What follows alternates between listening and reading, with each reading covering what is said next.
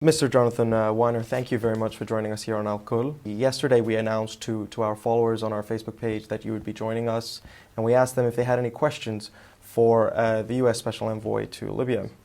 So let's just start with the first question. Do you think the American administration and the EU, all those who collaborated with us in the beginning of the revolution, have failed the Libyan people and left them to their doomed fate?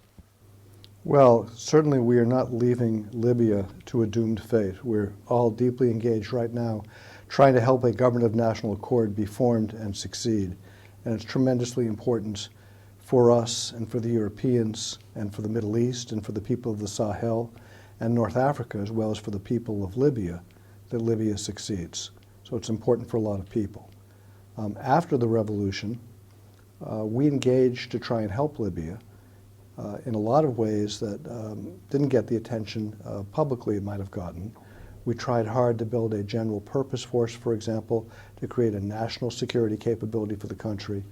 We worked together to try and train Libyan police. And there were a lot of humanitarian assistance projects as well, and projects on disarmament, designed to get people out of the business of functioning as militias and back into other kinds of businesses. So there were a lot of different things that we worked on.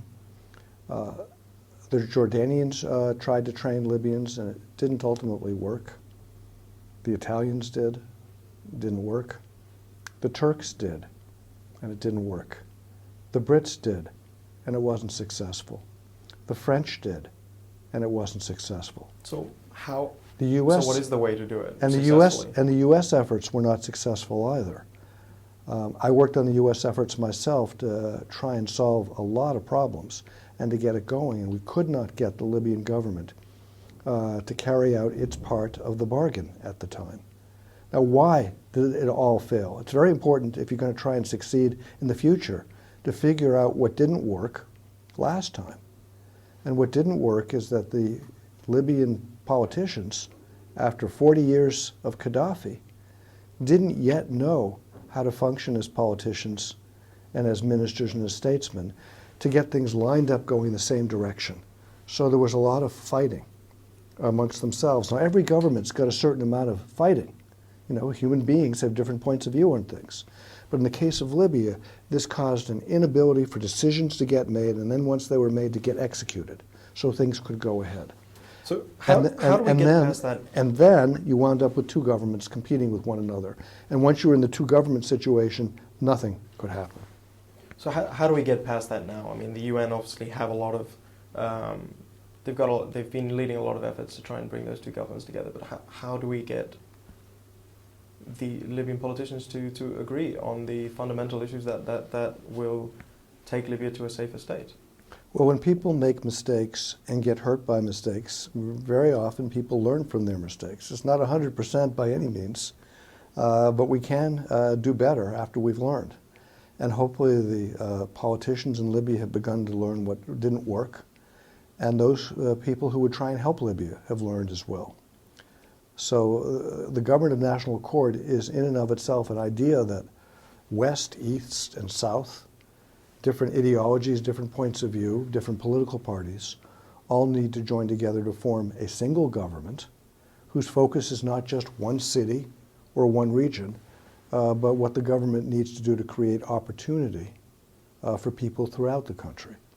Libya could afford division for a while. It wasn't good, but could afford it. But now it can't. It really has to come together. And that's what we're working on. Right. And so let's move on to the next question, which is why is the United States so interested in the situation in Libya? There are many countries in a state of war. And so this follower wants to know why the international community is so interested in Libya specifically. I think there are strategic reasons for the United States to be involved. There are humanitarian reasons for the United States to be involved. And there are reasons of moral responsibility for the United States to be involved beyond the strategic and the humanitarian. The strategic reason is Libya is the key to the Sahel and for the Maghreb, and if Libya is stable and successful, that emanates outward throughout the region. Libya is also an important country within the Middle East, the Arab-speaking world, and has a lot of connectivity to the east. In addition, Libya is a major Mediterranean country.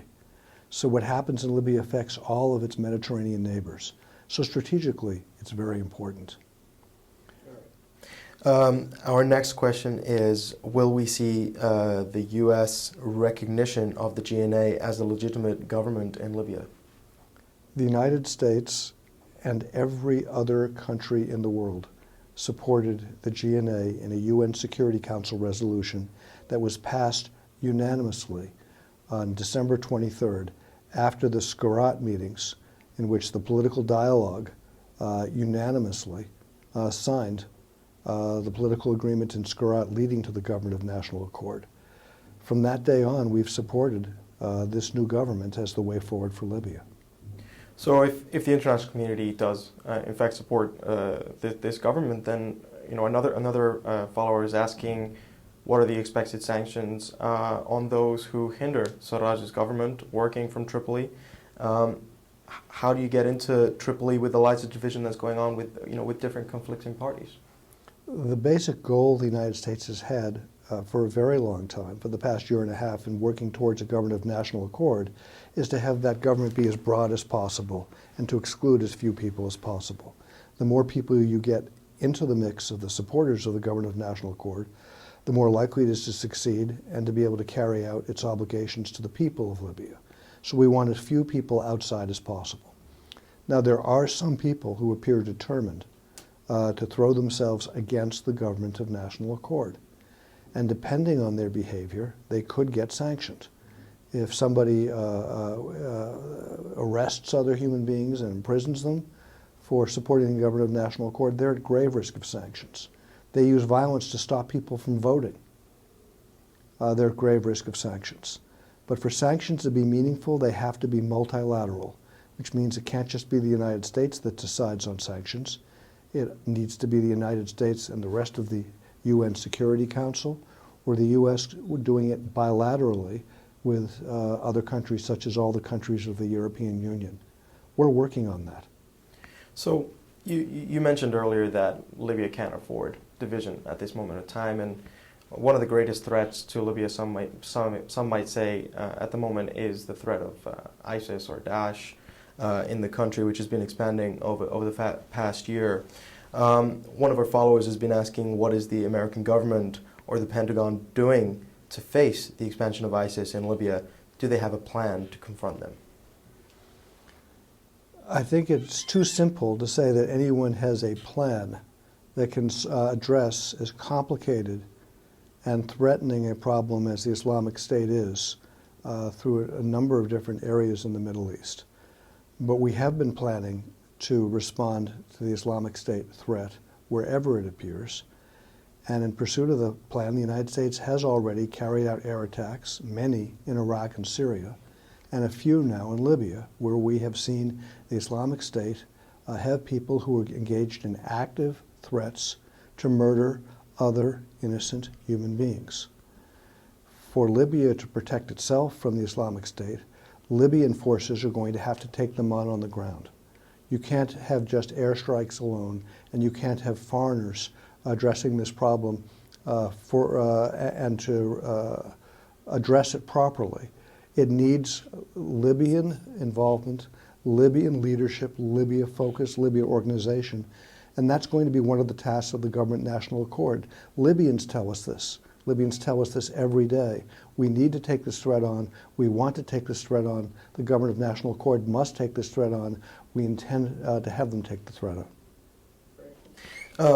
And one of our followers, lastly, is asking that the U.S. has managed to find water on Mars. How can they not find hiding places of terrorists in Libya? No, I think you've covered quite a lot of that answer, but yeah, I mean, what can the U.S. do to help the Libyan authorities, if you feel that the Libyan authorities must take them on the ground? What can the U.S. do to help facilitate that work? Help the Libyans find where these groups are. The U.S. found evidence of water on Mars. We did not find all of the water on Mars. We have evidence of Islamic State presence in Libya, in Sirte, outside of Derna, in Sabrata and just outside of Sabrata, but we certainly don't know where all of them are. And the U.S. does take action that's appropriate under international law to go after terrorist threats. But Libya will have to take this threat on itself, and Libya can seek support, the Government of National Accord, from the United States and from other countries if it wants help. In the first instance, Libyans will do this because it's in the interests of Libya to get this foreign threat out of Libya so it can no longer attack and threaten Libyan citizens and weaken and hurt Libya. It's terrible for Libya to have them attacking Libya's oil and burning Libya's oil. It's terrible to have them murdering Libyans and murdering foreigners in Libya. Islamic State is an extraordinarily ugly, despicable organization. Its values are counter to the values of millions of Libyans and millions of people throughout the world. And we're going to have to take it on together, not separately, but together, wherever it appears. Mr. Jonathan Wainer, thank you very much for joining us today. It's a pleasure to be here. Thank you for asking me these questions.